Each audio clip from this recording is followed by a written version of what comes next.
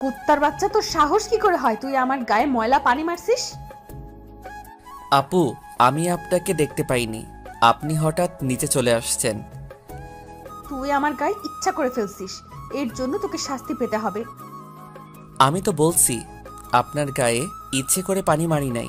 ঠিক আছে, আপনি যে শাস্তি দিবেন আমি মাথা পেতে নিব, তারপরেও আমার মরা বাবা মাকে গালি দিয়েন না।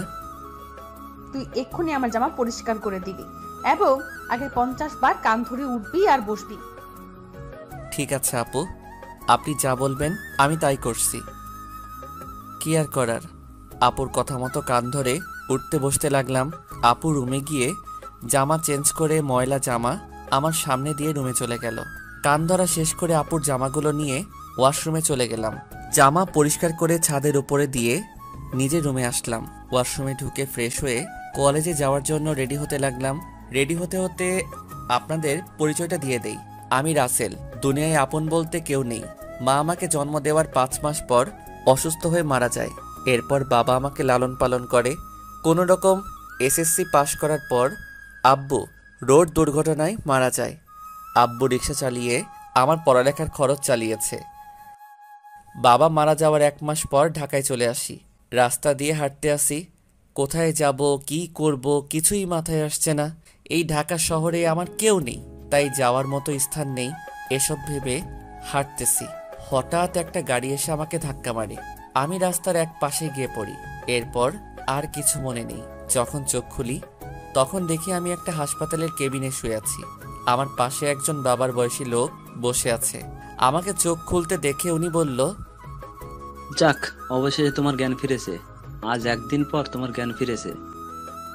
আমার কি হয়েছে? আমি হাসপাতালে কেন? ওই দিন রাতে তুমি রাস্তা দিয়ে হাঁটতে হাঁটতে মাঝখানে চলে আসো। আমার ড্রাইভার কন্ট্রোল করতে না পেরে তোমাকে ধাক্কা মারে। তারপর আমি আর ড্রাইভার তোমাকে ধরে হাসপাতালে নিয়ে আসি। ও, আপনাকে অনেক ধন্যবাদ আমার জীবন বাঁচানোর জন্য। আচ্ছা, আমাকে বলো তো, তুমি রাস্তার মাঝখানে চলে আসলে কেন? আসলে দুনিয়ায় আপন বলতে আমার কেউ নেই। আম্মু জন্ম দেওয়ার 5 মাস পর অসুস্থ হয়ে মারা যায়। এরপর বাবা ছিল। 1 মাস আগে বাবা সড়ক দুর্ঘটনায় মারা যায়। এরপর ঢাকায় চলে আসি কাজের খোঁজে। এই ঢাকা শহরে আমার কেউ নেই, তাই কোথায় যাব কি করব এসব কিছু ভাবতে ভাবতে হাঁটতেছিলাম। তারপর কি হলো আপনি তো জানেন।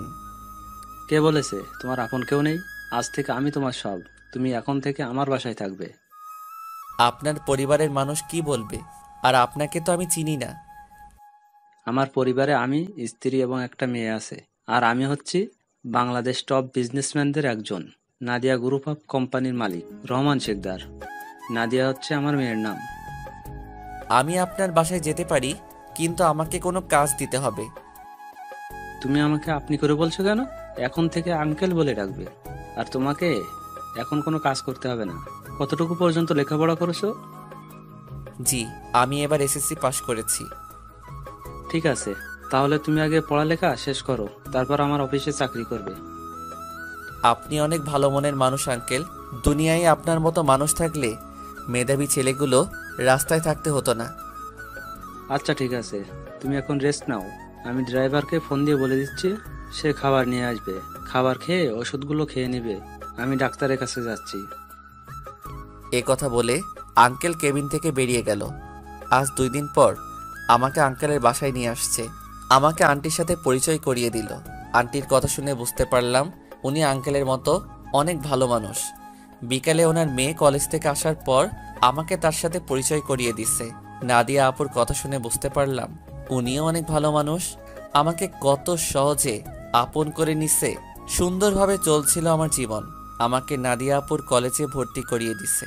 নাদিয়া আপু প্রতিদিন ওনার সাথে করে কলেজে নিয়ে যায়, আবার নিয়ে আসে। নাদিয়া আপু এবার ইন্টার ফাইনাল ইয়ারে পড়ে, আর আমি প্রথম ইয়ারে। বয়সে আমার চেয়ে 2 বছরের বড় হবে। এভাবে দেখতে দেখতে একটা বছর কেটে গেল, কিন্তু হঠাৎ নাদিয়া আপুর ব্যবহার অন্যরকম হয়ে গেছে।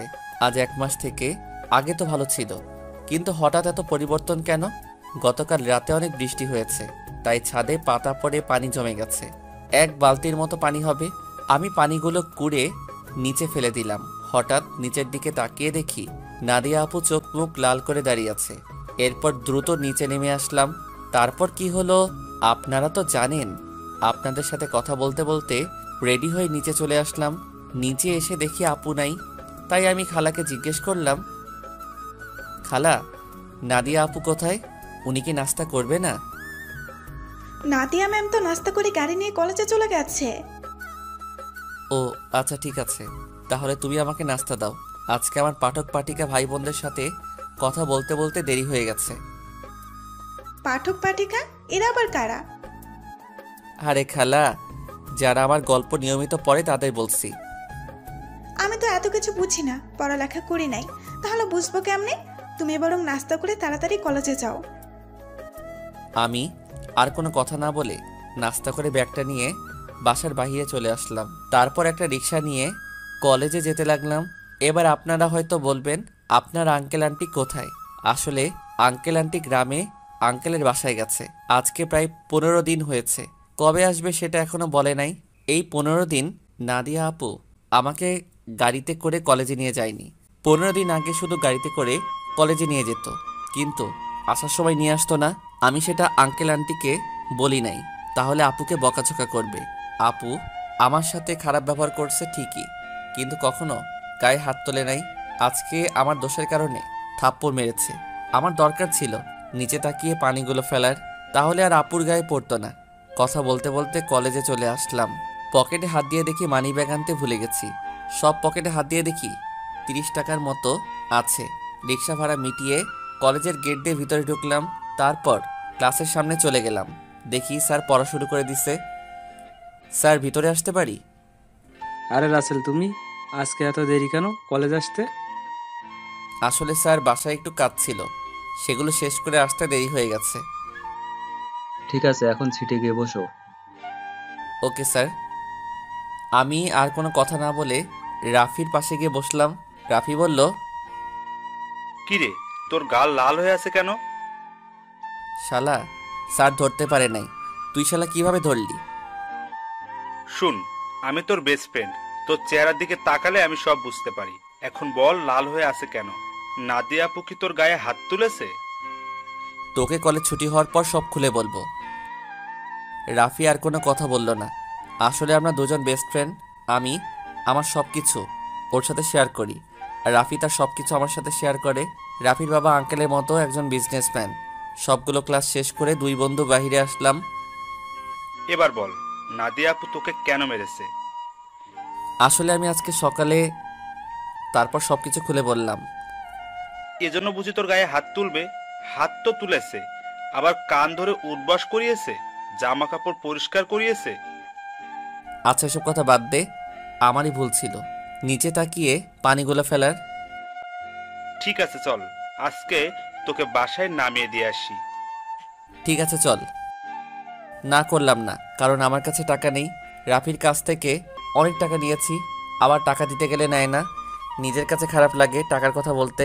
কথা বলতে বলতে বাসায় চলে আসলাম। রাফি গাড়ি নিয়ে চলে গেল। আসার সময় আপুকে কলেজে দেখলাম না, মনে হয় কোথাও গেছে।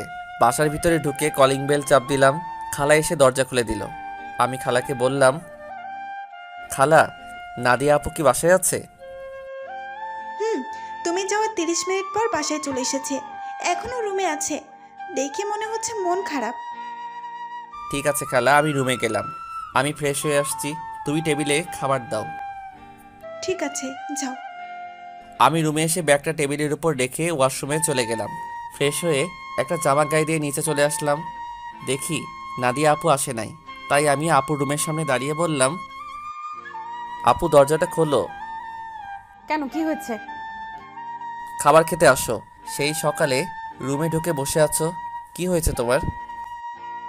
আমার কিছু হয়নি, তুই এখন যা, আমাকে একা থাকতে দে। আপু প্লিজ দরজাটা খোলো, তোমার সাথে আমার কিছু কথা আছে। নাদিয়া আপু আর কোনো কথা না বলে দরজা খুলে দিয়ে বিছানায় গিয়ে বসলো। আমাকে বলল, বল, কি কথা বলবি? আপু তুই সকালের ওটা নিয়ে আমার উপর রেগে আছো। তোমার যদি শাস্তি দেওয়া কম হয় তাহলে তুমি আমাকে আরো শাস্তি দাও, আমি মাথা পেতে নিব। তারপরেও তুমি না খেয়ে থেকো না। নাদিয়া আপু আর কোনো কথা না বলে বিছানা থেকে উঠে এসে আমাকে জড়িয়ে ধরল। তখন আপু বলল, তুই আমাকে ক্ষমা করে দে রাসেল, আমি তোর উপর রাগ করে নেই। আমি একটা ছেলেকে ভালোবাসি, কিন্তু ছেলেটা অন্য একটা মেয়েকে ভালোবাসে, তাই ওর উপরে রাগ করে তোর সাথে খারাপ ব্যবহার করছি। তুই আমাকে মাফ করে দে। আজকে তোর গায়ে হাত তুলে নিজের কাছে অনেক খারাপ লাগছে, তাই ক্লাস না করে বাসায় চলে আসি। আপু আমি কিছু মনে করি নাই। আমি জানি তোমার হয়তো কিছু হয়েছে, তাই তুমি আমার সাথে এরকম করছো। তুমি একটাবার ওই ছেলেটাকে দেখিয়ে দিও, আমি ওকে আবার তোমার কাছে নিয়ে আসবো। না রে, আর ও আমাকে ভালোবাসে না, ও আমার সাথে প্রেমের অভিনয় করছে। আমি সেটা বুঝতে পারি নাই। মন খারাপ করো না, দেখবে আস্তে আস্তে সব ঠিক হয়ে যাবে। তুমি ফ্রেশ হয়ে আসো, দুজনে একসাথে খাবার খাবো। ঠিক আছে, তুই বস, আমি ফ্রেশ হয়ে আসছি। নাদিয়া আপু ফ্রেশ হতে চলে গেল। আমি বিছানায় বসে আপুর মোবাইল টিপতে লাগলাম। গ্যালারিতে ঢুকে দেখি একটা ছেলের অনেকগুলো ছবি। তার মানে এই ছেলের সাথে প্রেম করত। ছেলেটা দেখতে অনেক সুন্দর। আমি ওই ছেলের কাছে কিছুই না। অবাক করার বিষয় হলো ওই ছেলের সাথে আপুর একটা ছবিও দেখলাম না। আমি মোবাইলটা বিছানায় রেখে দিলাম। কিছুক্ষণ পর আপু ওয়াশরুম থেকে বেরিয়ে আসলো। আমি তার দিকে তাকিয়ে মাথা নিচু করে ফেললাম। আপু মনে হয় বিষয়টা বুঝতে পেরেছে, তাই আপু বলল, আসলে আমার মনে ছিল না তুই যে আমার রুমে। আমি ওয়াশরুমে ঢুকে জামা কাপড় গায়ে দিচ্ছি। ওয়াশরুমে যেতে হবে না, আমি নিচে যাচ্ছি, তুমি জামা কাপড় গায়ে দিয়ে আসো। এ কথা বলে আমি আপুর রুম থেকে বেরিয়ে নিচে চলে আসলাম। কিছুক্ষণ পর আপু জামা গায়ে দিয়ে নিচে চলে আসলো। একটা কথা আপনাদেরকে বলে দেই, আমি নাদিয়াকে নিজের বড় আপুর মতো জানি। দুজনে একসাথে খাবার খেতে লাগলাম। খাবার খেয়ে যে যার রুমে চলে আসলাম। বিছানায় শুয়ে মোবাইল হাতে নিয়ে রাফিকে ফোন দিয়ে সব কিছু খুলে বললাম। তারপর আরও কিছুক্ষণ কথা বলে ঘুমিয়ে গেলাম। সকালে হঠাৎ কে যেন আমার গায়ে পানি মেরে ভিজিয়ে দিল। আমি এক লাফে উঠে গেলাম। সামনে তাকিয়ে দেখি নাদিয়া আপু হাতে বালতি নিয়ে দাঁড়িয়ে দাঁড়িয়ে হাসতে আসছে। তার মানে এটা আপুর কাজ। তখন আমি আপুকে বললাম, আপু তুমি এটা কি করলে? আমার গায়ে পানি দিলে কেন? তোকে সেই সকাল থেকে ডাকছি, তোর ওঠার খবর নেই, তাই বাধ্য হয়ে তোর গায়ে পানি মারছি। তাই বলে তুমি পানি মারবে? দেখো পুরো শরীর ভিজে গেছে।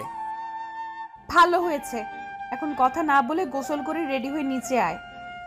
ঠিক আছে, কিন্তু আজকে হঠাৎ আমাকে ডাকতে আসলে কেন? হঠাৎ কোথায়, 1 মাস তোকে ডাকি নাই। এর আগে তো প্রতিদিন সকালে তোকে ডেকে তুলছি। আর কি কারণে তোকে 1 মাস ডাকি নাই সেটা তুই ভালো করে জানিস। ঠিক আছে তুমি যাও, আমি ফ্রেশ হয়ে আসছি। তাড়াতাড়ি আয়। বলে নাদিয়া আপু রুম থেকে বেরিয়ে গেল। আমি দাঁড়িয়ে না থেকে ওয়াশরুমে ঢুকে গোসল করে রেডি হয়ে কলেজের ব্যাগটা কাঁধে নিয়ে নিচে চলে আসলাম। কিছুক্ষণ পর আপু আসলো। দুজনে একসাথে নাস্তা করে গাড়ি নিয়ে কথা বলতে বলতে কলেজে চলে আসলাম। আপু গাড়ি পার্কিং করে বলল, তোর ক্লাস শেষ হলে আমার জন্য অপেক্ষা করবি, দুজনে একসাথে বাসায় যাব। ওকে ঠিক আছে। আপু আর কোনো কথা না বলে তার ক্লাসে চলে গেল। হঠাৎ পিছন থেকে রাফি বলল, কিরে, কেমন আছিস? এই তো ভালো আছি, তুই কেমন আছিস? আমিও ভালো আছি। আজকে তাহলে আপু তোকে কলেজে নিয়ে আসলো? হুম, আপু এখন আগের মতো হয়ে গেছে। এতদিন একটা ছেলের কারণে আমার সাথে খারাপ ব্যবহার করছে। ওই শালাকে যদি সামনে পাইতাম তাহলে অবস্থা খারাপ করে দিতাম। ওসব কথা বাদ দে, এখন ক্লাসে চল। ঠিক আছে, চল। আমি আর রাফি ক্লাসে চলে আসলাম। কিছুক্ষণ পর স্যার ক্লাসে আসলো। সবগুলো ক্লাস শেষ করে আমি আর রাফি বাহিরে চলে আসলাম। রাফি তাহলে তুই বাসায় যা, আমি আপুর জন্য অপেক্ষা করছি। দুজনে একসাথে বাসায় যাব। ওকে, ঠিক আছে। রাফি আমার থেকে বিদায় নিয়ে চলে গেল। আমি আপুর জন্য অপেক্ষা করতে লাগলাম। কিছুক্ষণ পর দেখি আপু তার বান্ধবীদের সাথে ক্লাস থেকে বেরিয়ে আসতেছে। আমাকে দেখে তার বান্ধবীদের বিদায় আমার সামনে আসলো। কিরে, কোন সময় তোর ক্লাস শেষ হয়েছে? এই তো 30 মিনিট আগে। ও, আমার একটা এক্সট্রা ক্লাস ছিল, তাই আসতে একটু দেরি হয়ে গেছে। কোনো সমস্যা নেই, তুমি গাড়ি নিয়ে আসো। তুই দাঁড়া, আমি গাড়ি নিয়ে আসছি। আপু গাড়ি নিয়ে আমার সামনে আসলো। তারপর আপুর সাথে সামনের সিটে বসলাম। দুজনে কথা বলতে বলতে বাসায় চলে আসলাম। আপু তার রুমে চলে গেল, আমি আমার রুমে চলে আসলাম। ফ্রেশ হয়ে নিচে এসে আপু আর আমি একসাথে খাবার খেয়ে রুমে চলে আসলাম। দেখতে দেখতে 1 মাস চলে গেল। এখন আপুর সাথে আগের থেকে অনেক ফ্রি হয়ে গেছি। এখন আপু আমার সব সময় খেয়াল রাখে। কলেজে কোনো মেয়ের সাথে কথা বলতে দেয় না, আমাকে শাসনের উপর রাখে। আপুর এসব আমার অনেক ভালো লাগে। আমি আপুকে কিছু বলি না। এখন ওই ছেলের কথা আপু একদম মাথা থেকে ঝেড়ে ফেলে দিচ্ছে। আমার সাথে সবসময় দুষ্টুমি করে, বড় বোন হিসেবে ছোট ভাইয়ের সাথে করতে পারে। আমি আপুকে সবসময় নিজের বড় বোনের চোখে দেখি। আঙ্কেল আন্টি তারা বাসায় চলে এসেছে। আঙ্কেল এখন আগের মতো অফিস দেখাশোনা করে। আমাদের কলেজ আজকে 1 মাসের জন্য ছুটি দিয়েছে, কারণ কলেজে নতুন করে রং লাগাবে, তাই 1 মাস কলেজ বন্ধ থাকবে। রাতে সবাই একসাথে খাবার খাচ্ছি, তখন আঙ্কেল বলল, শুনেছি তোদের কলেজ নাকি 1 মাসের জন্য বন্ধ থাকবে। আব্বু কলেজে কিছু কাজ করবে তাই বন্ধ দিয়েছে। তাহলে তুই আর রাসেল তোর নানা বাড়ি থেকে কিছুদিন ঘুরে আয়। সবসময় তো দুইজনই বাসায় থাকিস, কোথাও যাস না। আমি না হয় যাব, কিন্তু রাসেল কি আমার সাথে যাবে? রাসেল যাবে না কেন? আসলে আন্টি, আমার বাসা থেকে বাইরে কোথাও ঘুরতে যেতে ভালো লাগে না। এটা তো আর অন্য কোথাও না, আমার শ্বশুর বাড়ি যেতে বলছি। রাসেল আমার সাথে না গেলে আমিও কোথাও যাব না। ঠিক আছে আপু, আমি তোমার সাথে যাব। এবার খুশি? অনেক খুশি। তাহলে কালকে সকালে তোরা দুজনে রওনা দে। এখন রুমে গিয়ে জামা কাপড় গুছিয়ে রাখ। আর তোরা কি গাড়ি নিয়ে যাবি? না আব্বু, আমরা বাসে করে যাব। ঠিক আছে, তোরা যেটা ভালো বুঝিস। কেউ আর কোনো কথা না বলে খাবার খেতে লাগলো। আমি খাবারকে রুমে চলে আসলাম। রুমে এসে জামা কাপড় গুছিয়ে রাখলাম। তারপর বিছানায় শুয়ে মোবাইল টিপতে টিপতে ঘুমিয়ে পড়লাম।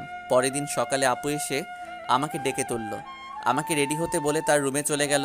আমি ওয়াশরুমে ঢুকে ফ্রেশ হয়ে রেডি হয়ে জামা কাপড় আর ব্যাগটা নিয়ে নিচে চলে আসলাম। নাস্তার টেবিলে দেখে আঙ্কেল আন্টি বসে আছে। আমি একটা চেয়ার টেনে বসলাম। হঠাৎ সিঁড়ির উপরে চোখ পড়তেই আমি চমকে উঠলাম। আজকে আপুকে অনেক সুন্দর লাগছে। নীল রঙের একটা জামা গায়ে দিছে।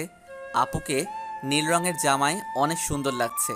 আপু আমার সামনে এসে বলল, কি রে, তুই এভাবে হ্যাবলার মতো আমার দিকে তাকিয়ে আছিস কেন? এই আপু, আমাকে হ্যাবলা বলবে না। আমি কিন্তু তোমার থেকে অনেক সুন্দর আছি। আর আজকে তোমাকে নীল রঙের জামায় অনেক সুন্দর লাগছে। বাবা, যে এনা চেহারা, আবার বলে আমার থেকে ওর চেহারা সুন্দর।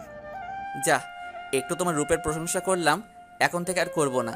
তোমাকে পুরো পেতনির মতো লাগছে। কি বললি? আমাকে পেতনির মতো লাগছে?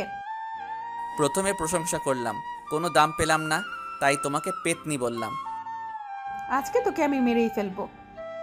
তোরা কি শয়তানি করবি নাকি নাস্তা করে বেরিয়ে পড়বি? আব্বু তুমি দেখো না, রাসেল আমাকে পেতনি বলছে।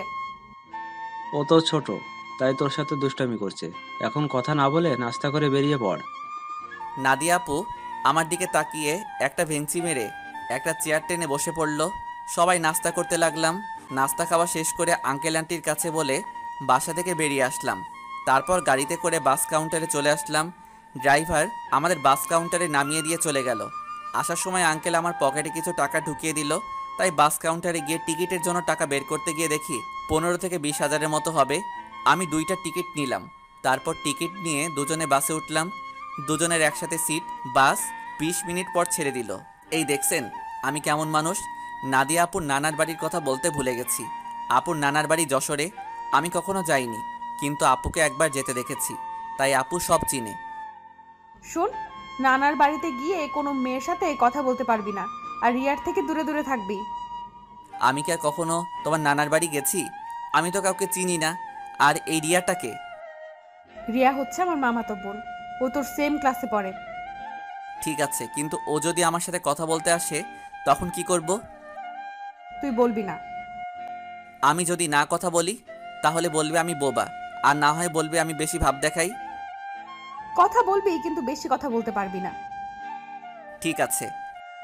আমি মনে মনে বললাম, আগে তো রিয়া মেয়েটাকে একবার দেখি, পছন্দ হলে তার সাথে প্রেম করব। এই নাদিয়া আপুর জন্য আজ পর্যন্ত কোনো মেয়ের সাথে প্রেম করতে পারলাম না। তো যাই হোক, দুজনে কানে হেডফোন লাগিয়ে গান শুনতে লাগলাম।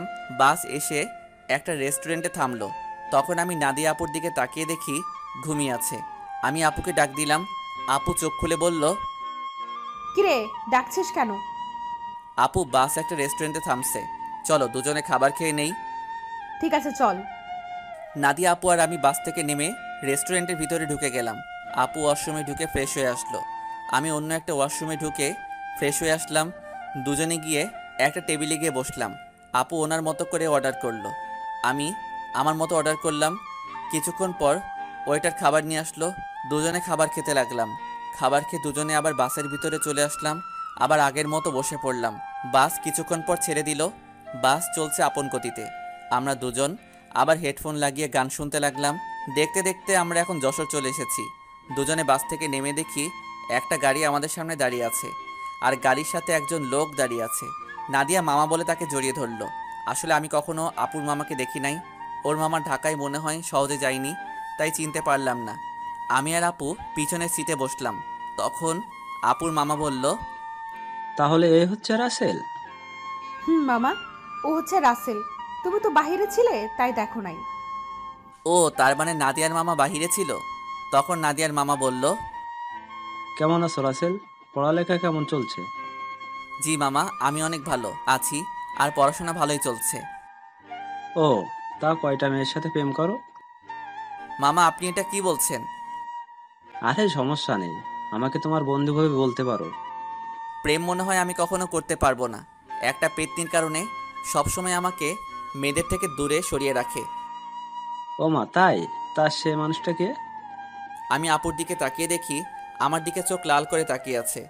ভয়ে আমার গলা শুকিয়ে গেল, তাই কথা ঘুরিয়ে বললাম, আসলে আমার কলেজের এক ছেলে বন্ধু। সে বলেছে আমাদের দুজনের মধ্যে কেউ কখনো প্রেম করব না, কোনো মেয়ের সাথে বন্ধুত্ব করব। এ কারণে আজ পর্যন্ত একটা প্রেম করতে পারলাম না।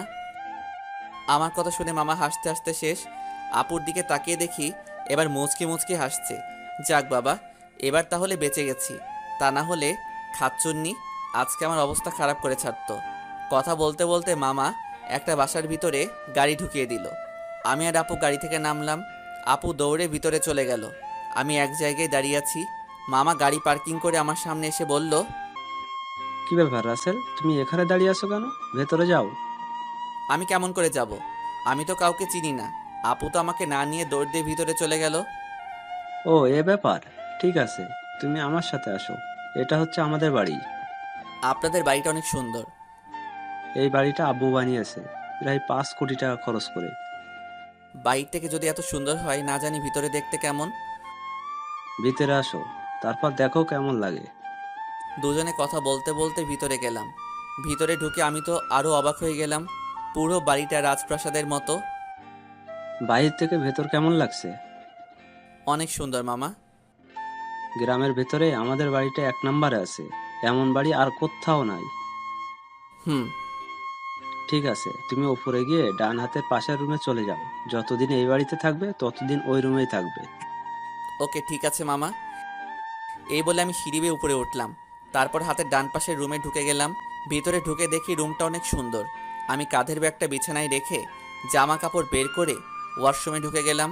গোসল করে একটা জামা গায়ে দিয়ে রুম থেকে বেরিয়ে আসতেই কারোর সাথে ধাক্কা খেয়ে নিচে পড়ে গেলাম। নিচে তাকিয়ে দেখি আমি একটা মেয়ের গায়ের উপর পড়ে আছি। মেয়েটা দেখতে খুবই সুন্দর, যে কোনো ছেলে দেখলে প্রেমে পড়ে যাবে। তো যাই হোক, আমি তাড়াতাড়ি মেয়েটার উপর থেকে উঠে গেলাম। হাত বাড়িয়ে মেয়েটাকে দাঁড় করালাম। তখন আমি বললাম, সরি, বিশ্বাস করুন আমি আপনাকে দেখতে পাইনি। সমস্যা নেই, কিন্তু আপনাকে তো ঠিক চিনতে পারলাম না। আপনি কে, আর আমাদের বাড়িতে কি করে?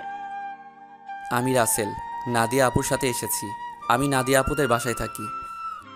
ও, তার মানে আপনি রাসেল। ফুফা ফুফির কাছে আপনার কথা শুনেছি।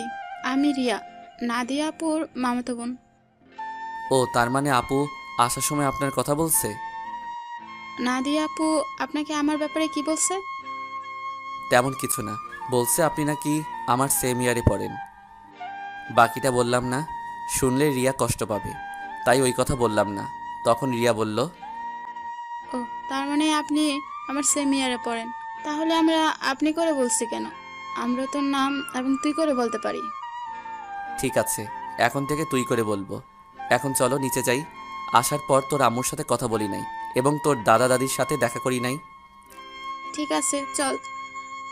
আমি আর রিয়া দুজনে নিচে চলে আসলাম। আপুর দিকে তাকিয়ে দেখি আমার দিকে চোখ লাল করে তাকিয়ে আছে, মনে হয় আমাকে গিলে খাবে। আসসালামু আলাইকুম মামি, কেমন আছো তুমি? আমি ভালো আছি, তুমি কেমন আছো? আমাদের বাসায় তো কখনো আসো নাই, তোমাকে অনেকবার বলছি আসার জন্য। আমি ভালো আছি মামি।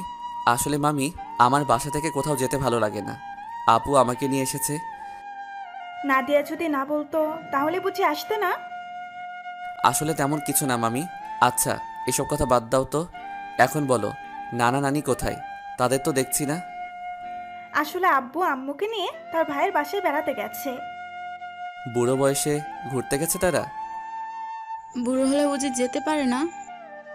আমি সেটা বলি নাই, মানে তাদের ভালোবাসা বুড়ো বয়সে এখনো আছে। এত কথা না বলে খাবার খা। খাবার খেয়ে তুই আমার রুমে আসবি, তোর সাথে আমার কথা আছে। ঠিক আছে আপু। আর কোনো কথা না, খাবার খেয়ে নিচের রুমে চলে আসলাম। কিছুক্ষণ রেস্ট নিয়ে আপুর রুমের সামনে গিয়ে বললাম, আপু ভিতরে আসবো? আয় বস। আমি ভিতরে ঢুকে দেখি আপুর চোখ দিয়ে পানি পড়ছে। তখন আমি আপুকে বললাম, আপু তোমার কি হয়েছে? তোমার চোখ দেখে বোঝা যাচ্ছে তুমি মনে হয় কান্না করছো। তোকে আসার সময় কি বলছি তোর মনে নেই? তুই রিয়ার সাথে কথা বলছিস কেন? বারে, কথা বললে সমস্যা কোথায়?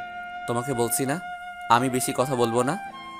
ঠিক আছে, তুই এখন আমার রুম থেকে কোথাও যাবি না, আমার রুমে বসে থাকবি। আপু, পুরোটা রাস্তায় জার্নি করে আসছি, তাই ভাবছি একটা ঘুম দিমু। তাহলে আমার রুমে ঘুমিয়ে পড়, তোর রুমে যাওয়া লাগবে না। যদি বাড়ির মানুষ অন্য কিছু ভাবে তখন কি হবে? এই বাসার সবাই জানে আমি তোর থেকে বড়, তাহলে অন্য কিছু ভাববে না। কথা না বলে ঘুমিয়ে পড়। আমি আর কোনো কথা না বলে আপুর বিছানায় ঘুমিয়ে পড়লাম। এবার আপনাদের কিছু কথা বলি। আসলে নানা নানি এবং মামি অনেকবার ঢাকায় গেছে, তাই ওদের চিনি। কিন্তু রিয়া কখনো ঢাকায় যায়নি, আর কেন যায় না সেটা আমি বলতে পারবো না।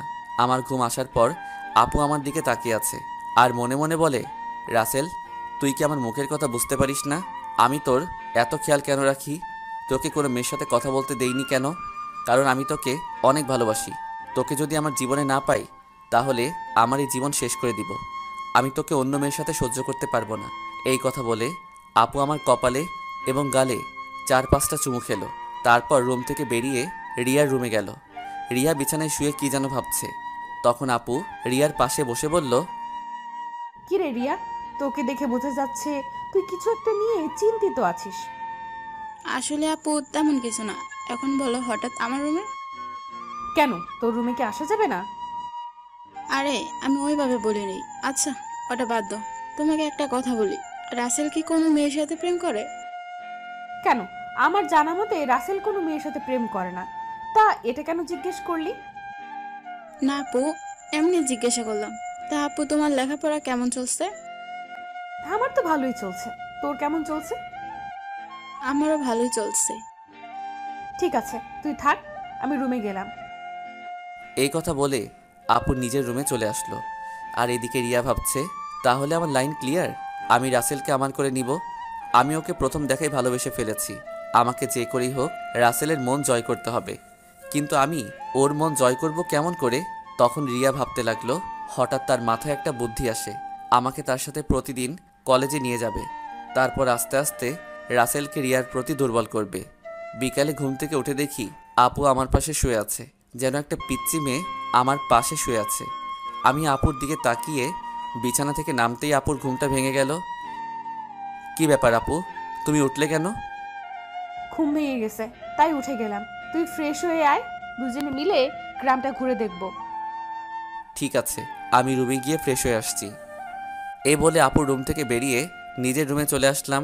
ওয়াশরুমে ঢুকে ফ্রেশ হয়ে একটা জামা গায়ে দিয়ে নিচে নেমে আসলাম। নিচে এসে দেখি রিয়া সোফায় বসে টিভি দেখছে। আমাকে দেখে সামনে এসে বলল, কি রে, তুই কি কোথাও যাবি? হুম আপু, আর আমি তোদের গ্রামটা ঘুরে দেখব। আপু ফ্রেশ হয়ে আসছে। ঠিক আছে, তোরা আমার জন্য কিছুক্ষণ অপেক্ষা কর, আমিও তোদের সাথে যাব। এই বলে রিয়া দৌড় দিয়ে তার রুমে চলে গেল। কিছুক্ষণ পর আপু বেরিয়ে আসলো। আপুকে দেখতে অনেক সুন্দর লাগছে। আপু আমার সামনে এসে বলল, রাসেল আমি রেডি, এবার চল। একটু দাঁড়াও, রিয়া বলেছে সেও আমাদের সাথে যাবে, আমাদের অপেক্ষা করতে বলছে। আপু রিয়ার কথা শুনে মুখটা বেজার করে ফেললো। আমি বুঝতে পারছি, কিন্তু আমি তো আর রিয়াকে মানা করতে পারবো না। কিছুক্ষণ পর রিয়াও বেরিয়ে আসলো। রিয়াকেও অনেক সুন্দর লাগছে, হালকা মেকআপ করছে, তাতে অনেক সুন্দর লাগছে রিয়াকে। তারপর আমরা তিনজন বাসা থেকে বেরিয়ে গ্রামের ভিতর দিয়ে হাঁটতে লাগলাম। গ্রামের দৃশ্য দেখতে অনেক সুন্দর, মন চায় সারাদিন সবুজ শ্যামলে গ্রামটা ঘুরে দেখতে। কি সুন্দর বাতাস বয়ে যাচ্ছে। বাতাসে আপু এবং রিয়ার চুল উঠছে। তাদের দিকে তাকিয়ে দেখি ওরা দুজন আমার দিকে তাকিয়ে আছে। আমি তো কিছুই বুঝতে পারলাম না। ঘুরতে ঘুরতে রাত 8টা বেজে গেল। আসলে আমরা রিয়াদের বাজারে আসছি। এখানে ফুচকা আইসক্রিম খেয়েছি। আপু বেশি খাইনি। চেহারাটা কেমন করে যেন রেখেছে। মনে হয় রিয়াকে সাথে করে আনার জন্য মন খারাপ করে ফেলছে। তো যাই হোক, তিনজনে হাঁটতে হাঁটতে বাসায় চলে আসলাম। যে যার রুমে চলে আসলাম। আমি ওয়াশরুমে ঢুকে ফ্রেশ হয়ে নিচে চলে আসলাম। সবার সাথে খাবার খেতে লাগলাম। আপু খাবার খাচ্ছে না। হঠাৎ হাত ধুয়ে রুমে চলে গেল। আমি হালকা কয়েকটা খাবার খেয়ে আপুর রুমে চলে আসলাম। রুমে এসে দেখি আপু বিছানায় শুয়ে আছে। আমি আপুর সামনে গিয়ে বললাম, আপু আমি রিয়াকে আমাদের সাথে যেতে বলি নাই, সে নিজে এসেছে আমাদের সাথে। আপু কোনো কথা বলছে না, আবার অন্যদিকে মুখ ঘুরিয়ে নিল। এবার আমি আপুকে আমার দিকে ঘুরিয়ে বললাম, আপু তুমি কি আমার উপর রেগে আছো? প্লিজ, তুমি এভাবে মন খারাপ করে থাকলে আমার কাছে একটু ভালো লাগে না। হঠাৎ আপু আমার সাথে এমন কিছু করবে সেটা আমি কখনো ভাবতেই পারিনি। আপু আমাকে জড়িয়ে ধরে ঠোঁটের সাথে ঠোঁট লাগিয়ে পাগলের মতো কিস করতে লাগলো। আমি ছাড়ার চেষ্টা করছি, কিন্তু আপু আমাকে শক্ত করে ধরে আছে। প্রায় 5 মিনিট পর ছেড়ে দিয়ে কান্না করতে করতে বলল, তুই কি কিছু বুঝিস না? আমি কেন তোকে অন্য মেয়ের সাথে কথা বলতে দিই না? তোকে সবসময় চোখে চোখে রাখি, তোরা তো কেয়ার করি, কারণ আমি তোকে ভালোবাসি। আমি তোকে অন্য মেয়ের সাথে কথা বলতে দেখলে সহ্য করতে পারি না। আমি তোকে অনেক ভালোবাসি রাসেল। আমি তো আপুর কথা শুনে অবাক হয়ে গেলাম। আপু এটা কি বলছে? তখন আমি আপুকে বললাম, আপু তোমার মাথা কি ঠিক আছে? তুমি এটা কি বলছো? আমি তোমাকে বড় বোনের মতো সম্মান করি। আমি মনে করছি তুমি আমাকে ছোট ভাই হিসেবে এত কেয়ার এবং খেয়াল রাখো। না, আমি তোকে ভালোবাসি বলে এত কেয়ার এবং খেয়াল রাখি। প্লিজ রাসেল, তুই আমাকে ফিরিয়ে দিস না। আপু এটা কখনো সম্ভব নয়। তুমি আমার 2 বছরের বড়। এটা পরিবারের এবং আঙ্কেল আন্টি কখনো মেনে নিবে না। সমাজের মানুষ নানান ধরনের কথা বলবে। আমি পারবো না তোমাকে ভালোবাসতে। তুই যদি আমাকে ভালো না বাসিস তাহলে আমি নিজেকে শেষ করে দিব। আমি তোকে ছাড়া বড় অসহায়। আমি তোকে ছাড়া থাকতে পারবো না। এই তোমাদের মতো মেয়েদের বাংলা সিনেমার মতো একটা ডায়লগ আছে, কাউকে নিজের করে না পেলে আত্মহত্যা করবে, হাত কেটে ফেলবে, ছাদ থেকে লাফ দিবে, এমনকি বিষ খাবে। এগুলো ছাড়া আর কি তোমরা কিছু করতে পারো না? যাকে ভালোবাসি তাকে যদি নিজের করে না পাই, তাই মেয়েরা এসব করতে বাধ্য হয়। আমি তোকে সত্যিই অনেক ভালোবাসি। আপু আমি তোমাকে বোনের মতো জানি। আমি তোমাকে কখনো ভালোবাসতে পারবো না। তুমি এসব বিষয়ে আমার সাথে কথা বললে আমি তোমাদের সবাইকে ছেড়ে চলে যাব। না না, তুই কোথাও যাস না। তোকে না দেখলে আমি থাকতে পারবো না। ঠিক আছে, আমি আর কখনো তোকে ভালোবাসার কথা বলবো না। কথাটা যেন মনে থাকে। আগে যেভাবে চলতে এখনো সেভাবে চলবে। আমি এখন রুমে গেলাম। এই বলে নিজের রুমে চলে আসলাম। রুমে এসে বিছানায় শুয়ে আপুর কথাগুলো ভাবতে লাগলাম। আপু এটা কেমন করে বলল? আঙ্কেল আন্টি যদি জানতে পারে তাহলে আমাকে বাসা থেকে বের করে দিবে। তারপর আমি কোথায় যাব? এসব কিছু ভাবতে ভাবতে কখন যে ঘুমিয়ে গেছি মনে নাই। সকালে রিয়া রুমে এসে ডাকতে লাগলো, ওই রাসেল, ওর তাড়াতাড়ি। কি হয়েছে, ডাকছিস কেন? আজকে তুই আমার সাথে কলেজে যাবি, তাই তোকে ডাকতে আসলাম। আমি তোর কলেজে যাব কেন? আমি তো তোর কলেজে পড়ি না। সেটা তো আমি জানি, তোকে আমাদের কলেজটা ঘুরে দেখাবো। তাড়াতাড়ি ওঠ। ঠিক আছে তুই যা, আমি ফ্রেশ হয়ে আসছি। রিয়া আর কোনো কথা না বলে আমার রুম থেকে বেরিয়ে গেল। আমি বিছানা থেকে উঠে ওয়াশরুমে ঢুকে ফ্রেশ হয়ে রেডি হয়ে নিচে চলে আসলাম। নিচে এসে দেখি মামা মামি নাস্তার টেবিলে বসে আছে। আমি গিয়ে একটা চেয়ার টেনে বসলাম। তা রাসেল, রাতে ঘুম কেমন হয়েছে? অনেক ভালো ঘুম হয়েছে মামা। তা তুমি এত সকালে ঘুম থেকে উঠলে কেন? রিয়া আমাকে ঘুম থেকে উঠিয়ে দিল তার সাথে কলেজে যাওয়ার জন্য। আমাকে নাকি তাদের কলেজটা ঘুরে দেখাবে। ও ঠিক আছে, তোমরা নাস্তা করো, আমি নাদিয়াকে ঘুম থেকে ডেকে তুলছি। আপু এখনো ঘুম থেকে উঠে নাই? এখনো তো উঠে নাই। গতকাল রাতে অল্প কয়টা খাবার খেয়েছে। মেয়েটার হঠাৎ কি হলো? কি আর হবে, মনে হয় ভালো লাগছে না তাই খাবার কম খেয়েছে। হঠাৎ রিয়া এসে একটা চেয়ার টেনে আমার পাশে বসলো। তখন রিয়া বলল, কি হয়েছে আম্মু? তোমরা কি নিয়ে কথা বলছো? তোর নাদিয়া আপুর কথা বলছে। মেয়েটার হঠাৎ কি হয়েছে? আপুর আবার কি হবে? কালকে তো আমার সাথে সুন্দরভাবে ঘোরাঘুরি করছে। মনে হয় অনেক হাঁটাহাঁটি করাতে শরীর খারাপ লাগছে। হয়তো তাই হবে। ঠিক আছে, তোরা নাস্তা করে কলেজে যা। আমি নাদিয়া ঘুম থেকে উঠলে তাকে জিজ্ঞেস করব। কেউ আর কোনো কথা না বলে নাস্তা খেতে লাগলো। আর আমি তো জানি আপু কেন এমন করছে। আপু যেটা চাচ্ছে সেটা কখনোই সম্ভব নয়। আমি কখনো আপুকে ওই রকম চোখে দেখি নাই। রিয়া আর আমি নাস্তা করে মামাকে বলে বাসা থেকে বেরিয়ে আসলাম। তখন রিয়া বলল, আচ্ছা রাসেল, দেখ তো আমাকে কেমন লাগছে। আমি তো এতক্ষণ রিয়ার দিকে খেয়াল করি নাই। আজকে রিয়াকে অনেক সুন্দর লাগছে। রিয়ার সৌন্দর্য ফুটে তুলছে তার ঠোঁটের পাশের তিলটাই। তখন আমি বললাম, আজকে তোকে অনেক সুন্দর লাগছে। যে কোনো ছেলে দেখলে প্রেমে পড়ে যাবে। কোনো ছেলে পড়ার দরকার নেই, তুই পড়লেই হবে। ওই বিড়বিড় করে কি বলছিস? কিছু না, একটা রিক্সা ডাক দে। বাসায় গাড়ি থাকতে রিক্সা করে কলেজে যাবি কেন?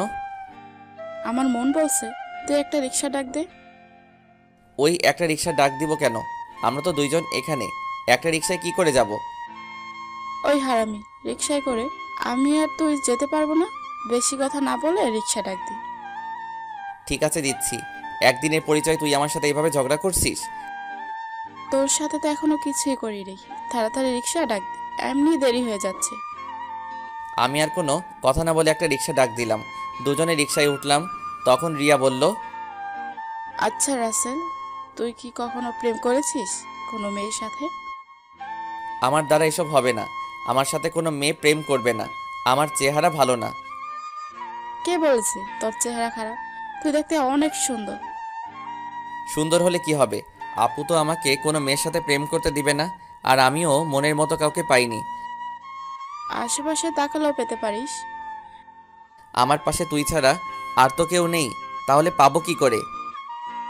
আরে পাগল, তোকে কি অন্য কারো কথা বলছি?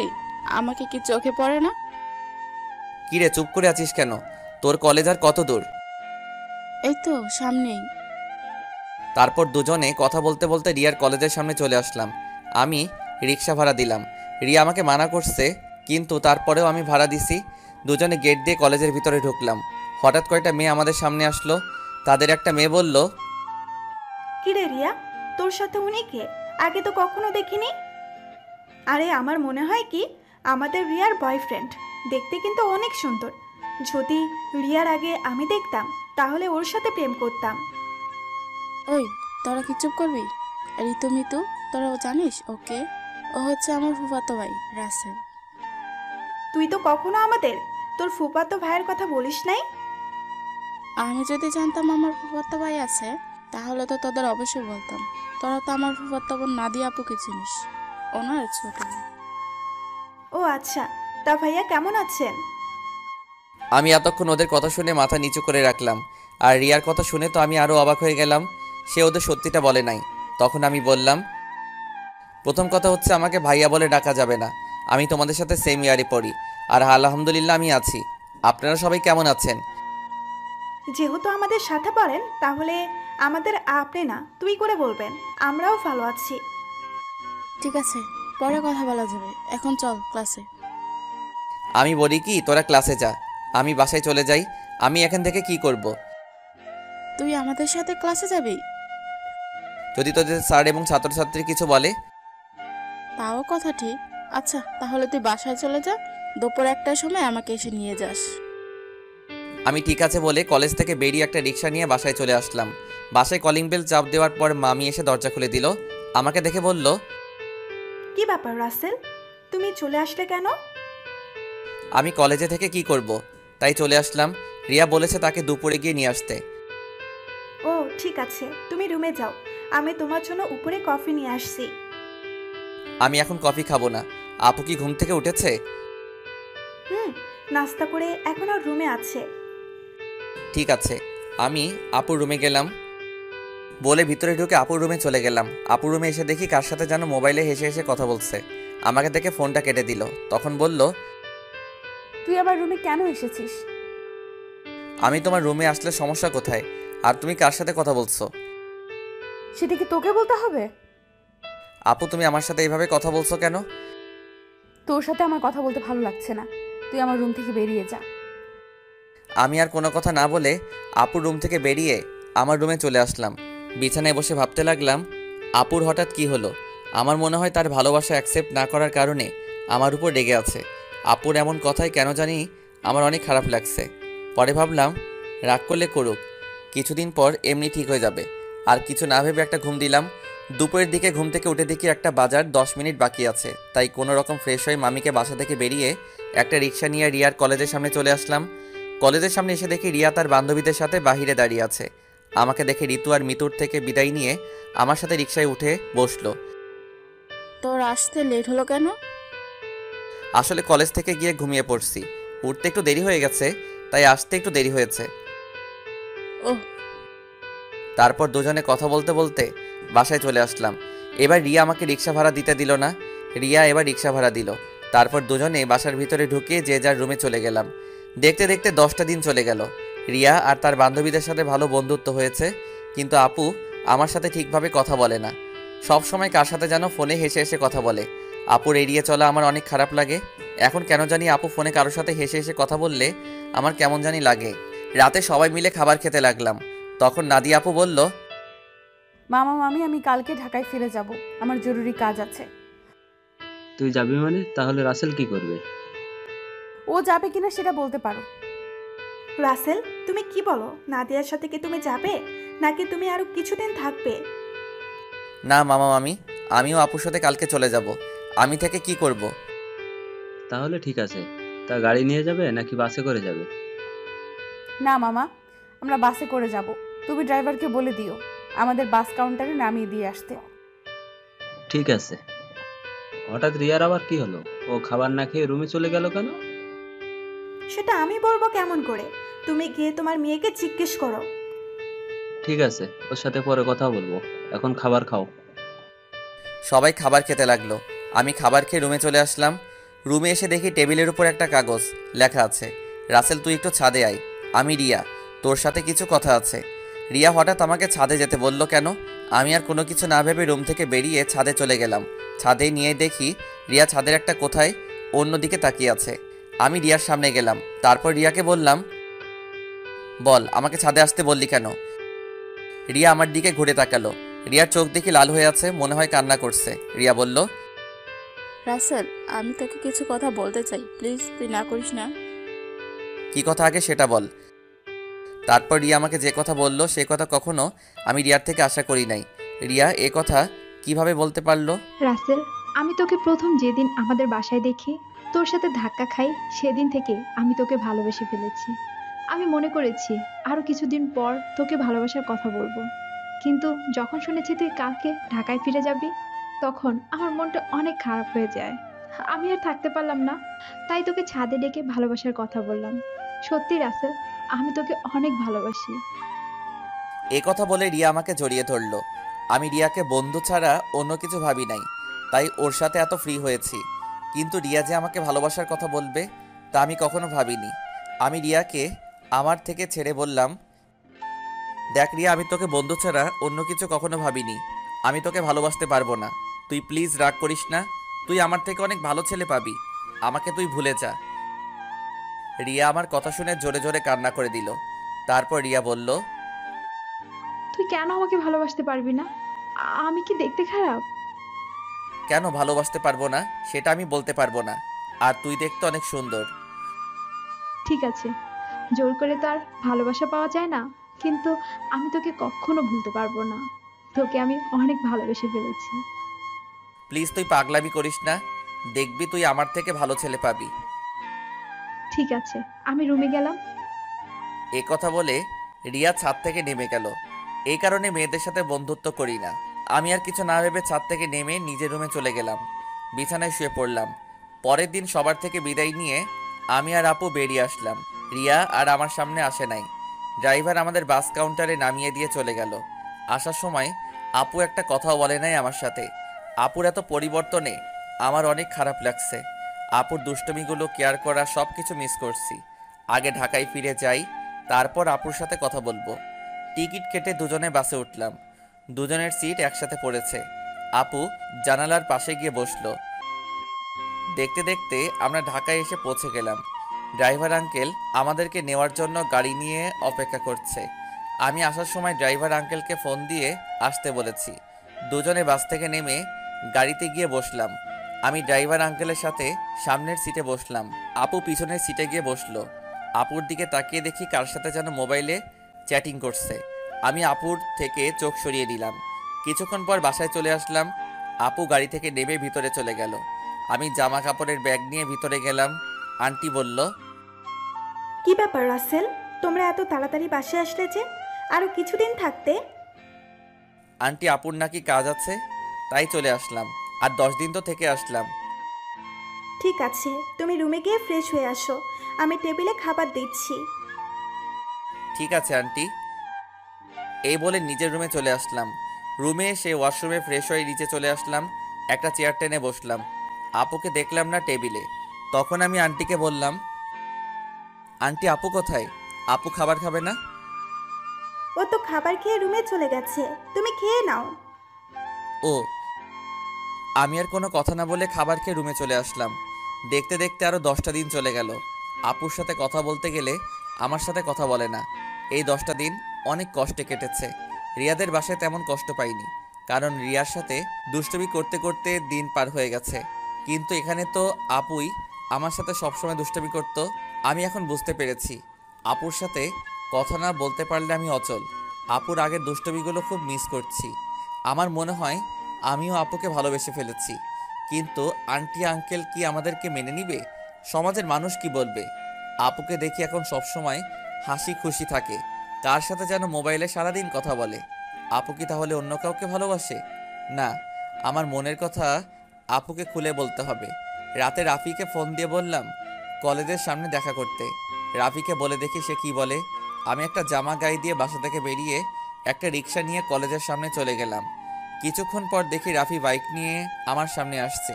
রাফি বাইকটা সাইড করে আমার সামনে এসে বলল, কিরে, হঠাৎ জরুরি দেখা করতে বললি কেন? আসলে তোর সাথে একটা কথা আমি শেয়ার করি নাই, এখন না করেও পারছি না। কি কথা বল।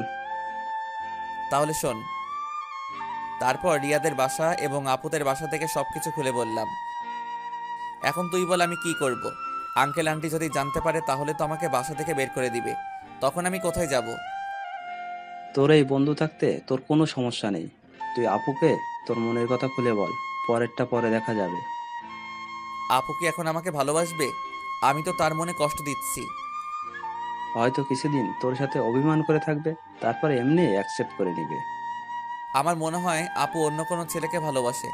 সারাদিন দেখি কার সাথে যেন মোবাইলে হেসে হেসে কথা বলে। আগে তুই আপুকে মনের কথা খুলে বল, তারপর দেখ আপু কি বলে। যদি রাজি না হয় তারপরও তুই আপুর পিছনে লেগে থাকবি।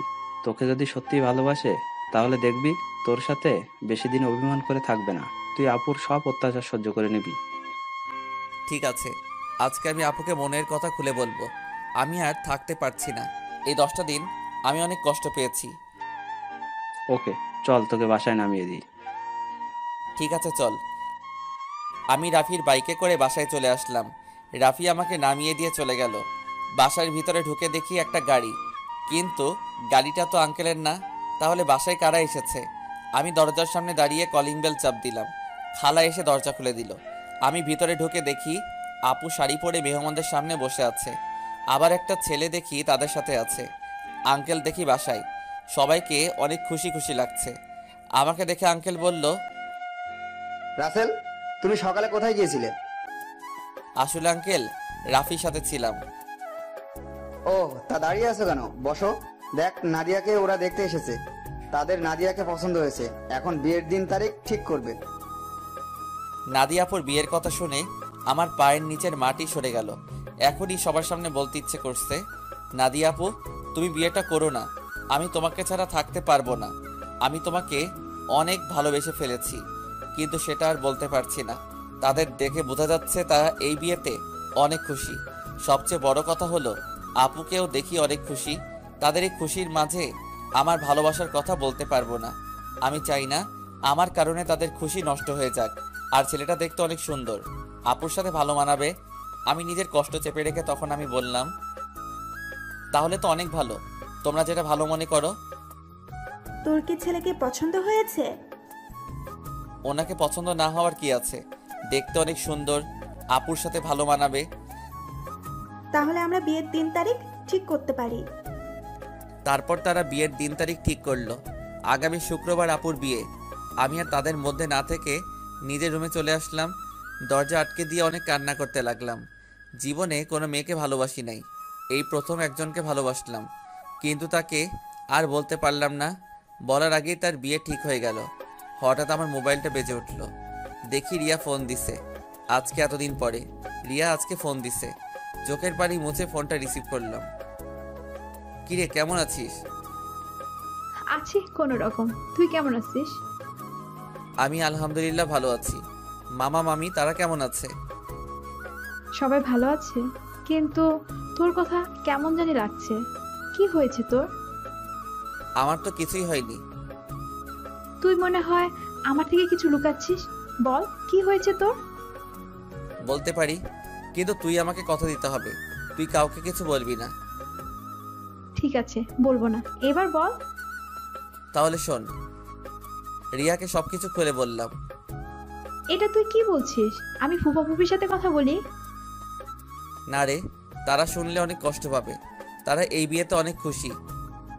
তাহলে তুই কষ্ট পাচ্ছিস কেন? আমি কষ্ট পেলে কিছু হবে না। আমি চাই না আমার কারণে তাদের আশা ভরসা সব নষ্ট হয়ে যাক। তুই কি পারবি আপুকে ভুলে থাকতে? আমাকে ভুলে থাকার চেষ্টা করতে হবে।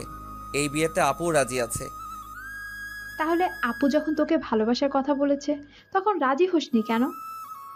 তখন তো আমি আপুকে ওই চোখে দেখি নাই, আমার বড় বোনের মতো দেখেছি।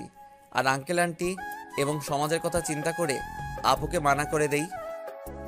তখন যদি রাজি হতি তাহলে আজকে আর এত কষ্ট পেতে হতো না। এখন তুই কি করবি? এখন আমি আপুকে ভুলে থাকার চেষ্টা করব। আপুর বিয়ে হয়ে গেলে আঙ্কেল আন্টি একা হয়ে যাবে। তাই আমি চাই বাকিটা জীবন তাদের সাথে পার করে দিতে। ঠিক আছে, তাহলে ভালো থাকিস। আর যা কিছুই করিস চিন্তা ভাবনা করে করিস। বাই। এই বলে রিয়া ফোন কেটে দিল। আমার চোখ দিয়ে আবার পানি পড়তে শুরু করলো। কান্না করতে করতে নিচে ঘুমিয়ে গেলাম। রাতে সবাই টেবিলে বসে খাবার খেতে লাগলাম।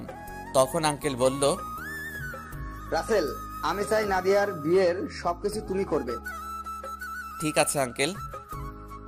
আরে রাসেল, তোমার চোখ দুটো লাল হয়ে আছে কেন? কি হয়েছে তোমার? আসলে আন্টি চোখে কি যেন পড়েছে, তাই লাল হয়ে গেছে। চিন্তা করবেন না, এমনি ঠিক হয়ে যাবে। আমি নাদিয়া আপুর দিকে তাকিয়ে দেখি এক মনে খাবার খেয়ে যাচ্ছে। আমি তার থেকে চোখ সরিয়ে হালকা খাবার খেয়ে রুমে চলে আসলাম। রুমে এসে দেখি মোবাইলটা বাজতে আছে। হাতে নিয়ে দেখি রাফি ফোন দিছে। আমি রিসিভ করার পর রাফি বলল, কিরে, কেমন আছিস? আপুকে কি ভালোবাসার কথা বলেছিস? আমি ভালো আছি, আর আপুকে ভালোবাসার কথা বলতে পারি নাই। কেন, কি হয়েছে? আপুর বিয়ে ঠিক হয়ে গেছে, তাই আর আমার মনের কথা খুলে বলতে পারি নাই। কি বলছিস তুই? কোথায় বিয়ে ঠিক হয়েছে? ছেলের বাড়ি কোথায় সেটা বলতে পারবো না। ছেলেটা দেখতে অনেক সুন্দর। তুই আমাকে বাসার সামনে নামিয়ে দিয়ে যাওয়ার পর তারপর সব খুলে বললাম। এটা তুই কি বলছিস? তুই কি পারবি আপুকে বলে থাকতে? তুই একবার আঙ্কেল আন্টিকে কথাটা খুলে বল, আর না হয় আপুকে বল। না রে, আমি চাই না আমার কথা শুনে তারা কষ্ট পাক। এই বিয়েতে তারা সবাই খুশি আছে, আর নাদিয়া আপুও রাজি আছে। আঙ্কেল আন্টির কথা চিন্তা করে নিজেকে কষ্ট দিবি? তুই কি থাকতে পারবি? শোন, আঙ্কেল আমাকে রাস্তা থেকে তুলে এনে তাদের বাসায় ঠাঁই দিছে। তাদের মতো একটা পরিবার পেয়েছি। আমার মতো এতিম ছেলেকে নিজের ছেলের মতো দেখেছে। তাহলে আমি এ কথা বলি কেমন করে? আর নাদিয়া আপুকে আমি ভুলে যাব? কিছুদিন গেলে সবকিছু ঠিক হয়ে যাবে। তুই মানুষ না রে, তুই একটা ফেরেশতা। তোর মতো বন্ধু পাওয়া ভাগ্যের ব্যাপার। ঠিক আছে, ভালো থাকিস। কালকে থেকে বিয়ের সবকিছু আমাকে করতে হবে, আজকে আঙ্কেল বলেছে। ওকে, ভালো থাকিস। আল্লাহ হাফেজ। এই বলে রাফি ফোন কেটে দিল। আমি নিজেকে যতই শক্ত রাখার চেষ্টা করি, কিন্তু আমি তা পারছি না। বারবার আপুর চেহারাটা চোখের সামনে ভেসে আসছে। আর কিছু না ভেবে ঘুমিয়ে পড়লাম।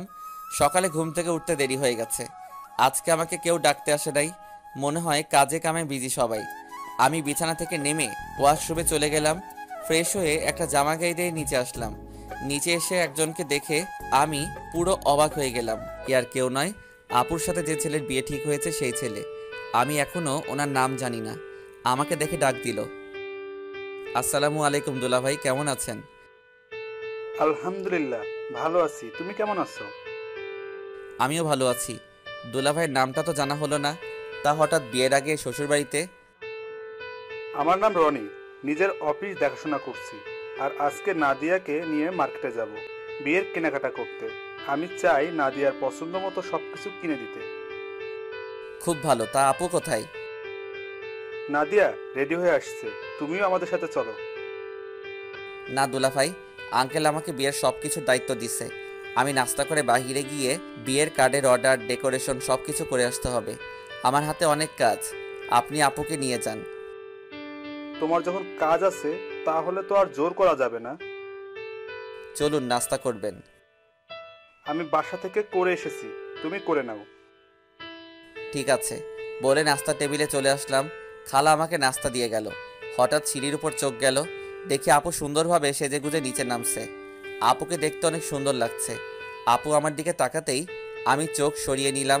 তারপর তারা দুজনে বাসা থেকে বেরিয়ে গেল। আমি হালকা নাস্তা করে বাসা থেকে বেরিয়ে রিক্সা নিয়ে রাফিদের বাসার সামনে চলে আসলাম। ভাড়া মিটিয়ে কলিং বেল চাপ দিলাম। কিছুক্ষণ পর রাফির আম্মু দরজা খুলে দিল। আসসালামু আলাইকুম আম্মু, কেমন আছো? এতদিন পর তোর এই আম্মুর কথা মনে পড়ছে? সরি আম্মু, আমার ভুল হয়ে গেছে। আর কখনো এমন ভুল করব না। ঠিক আছে, এখন ভিতরে আয়। রাফি তার রুমে আছে, তুই ওর রুমে যা। আমি কফি পাঠিয়ে দিচ্ছি। ঠিক আছে আম্মু। আমি ভিতরে ঢুকে ওপরে রাফির রুমে যেতে লাগলাম। এবার আপনাদের বলি, রাফির আম্মু জানে আমার আব্বু আম্মু নেই, আমি একটা এতিম ছেলে। তখন রাফির আম্মু আমাকে বলে, কে বলেছে তোর আব্বু আম্মু নেই? আজকে আমি তোর আম্মু। এখন থেকে আমাকে আম্মু বলে ডাকবি। এখন আমার দুই ছেলে। এরপর থেকে রাফির আম্মুকে আমি আম্মু বলে ডাকি। রাফির রুমে এসে দেখি রাফি বিছানায় শুয়ে মোবাইল টিপতে আছে। আমাকে দেখে উঠে বসলো। কিরে, তুই কখন আসলি? এই তো কিছুক্ষণ আগে। তা তুই আসবি, আমাকে তো বললি না। আমি তো এমনি আসি নাই, আপুর বিয়ের সব দায়িত্ব আঙ্কেল আমাকে দিছে। আমি তো একা একা সব কিছু করতে পারবো না, তাই তোকে নিয়ে সব কিছু করব। নিজের ভালোবাসার মানুষের বিয়ের সব দায়িত্ব তুই পালন করবি, তোর কি একটুও কষ্ট হচ্ছে না? কষ্ট হলে তো কিছুই করার নেই। আঙ্কেল আন্টি সুখের জন্য আমি সব কিছু করতে রাজি আছি। এখন তাড়াতাড়ি রেডি হয়ে নে, হাতে অনেক কাজ আছে। ঠিক আছে, তুই বস, আমি ফ্রেশ হয়ে আসছি। এই বলে রাফি ওয়াশরুমে ঢুকে ফ্রেশ হয়ে আসলো। আম্মু এসে আমাদেরকে কফি দিয়ে গেল। দুজনে কফি খেয়ে আম্মুর থেকে বিদায় নিয়ে বাহিরে চলে আসলাম। বাইক নিয়ে দুজনে বেরিয়ে পড়লাম। প্রথমে বিয়ের কার্ডের অর্ডার দিলাম, তারপর বাকি যে কাজ ছিল সব কিছুর কাজ সেরে বাসায় চলে আসলাম। রাফি আমাকে বাসার সামনে নামিয়ে দিয়ে চলে গেল। আমি বাসার ভিতরে ঢুকে কলিং বেল চাপ দেওয়ার পর খালা এসে দরজা খুলে দিল। সব কাজ শেষ করে আসতে সন্ধ্যা হয়ে গেছে। আমি আর বাহিরে দুপুরে খাবার খেলাম। ভিতরে ঢুকে দেখে আঙ্কেল আন্টি সোফায় বসে কফি খাচ্ছে আর কথা বলছে। আমাকে দেখে আঙ্কেল ডাক দিল। আমি গিয়ে তাদের পাশে বসলাম। রাসেল, সব কাজ কি শেষ?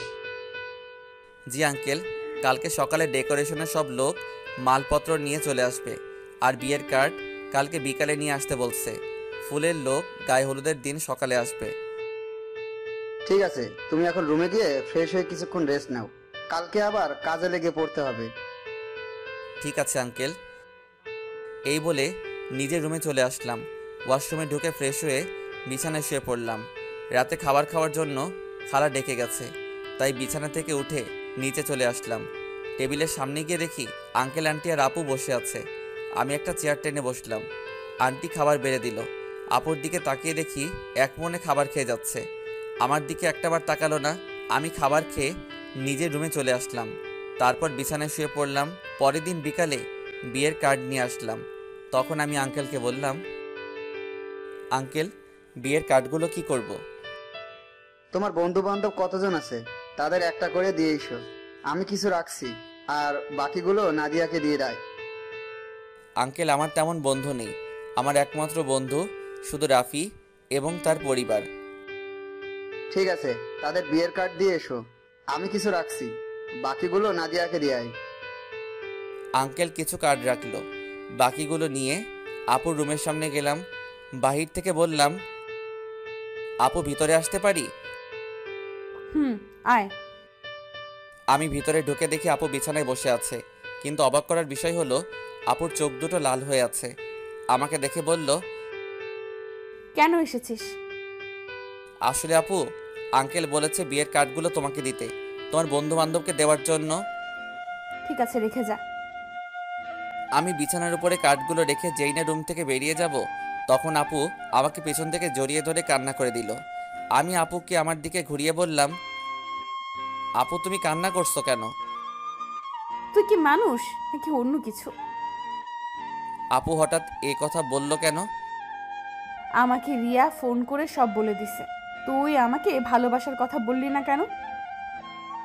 আমি তোমাকে যেদিন বলতে যাব সেদিন দেখি তোমাকে ছেলেপক্ষ দেখতে এসেছে, তাই আর বলি নাই। তুই তো আমাকে একটাবার বলে দেখতি তোকে আমি এখনো অনেক ভালোবাসি। সেটা আর কখনো সম্ভব না। তোমার বিয়ে ঠিক হয়ে গেছে। এই বিয়েতে আঙ্কেল আন্টি অনেক খুশি। আমি চাই না তাদের মনে কষ্ট দিতে। তুই মা বাবার সুখের কথা চিন্তা করে নিজের ভালোবাসা কোরবানি দিবি? এছাড়া আমার কোনো উপায় নেই। ঠিক আছে, তুই যখন মা বাবার সুখের কথা চিন্তা করে আমাকে বিয়ে করবি না, তাহলে আমি রনিকে বিয়ে করব। কিন্তু কখনো রনিকে স্বামীর অধিকার দিব না। আমি তোকে ভালোবাসি আর সারা জীবন বেঁচে যাব। আপু তুমি এমন পাগলামি করো না। আমাকে তুমি ভুলে যাও। নিজের বাবা মার কথা একটাবার চিন্তা করো। তোমার এই বিয়েতে তারা অনেক খুশি। তুই আমার রুম থেকে বেরিয়ে যা। যে ছেলে নিজের ভালোবাসার মানুষকে অন্য ছেলের হাতে তুলে দিতে রাজি আছে, সে কখনো কাউকে ভালোবাসতে পারে না। আমি আর কোনো কথা না বলে নিজের রুমে চলে আসলাম। নিজের চোখ দিয়ে 2 ফোঁটা পানি পড়ে গেল। আপু, আমি তোমাকে অনেক ভালোবাসি। তুমি যদি আমার জায়গায় হতে, তাহলে তুমি তাই করতে। আমার কিছু করার নেই। দেখতে দেখতে বিয়ের দিন চলে এসেছে।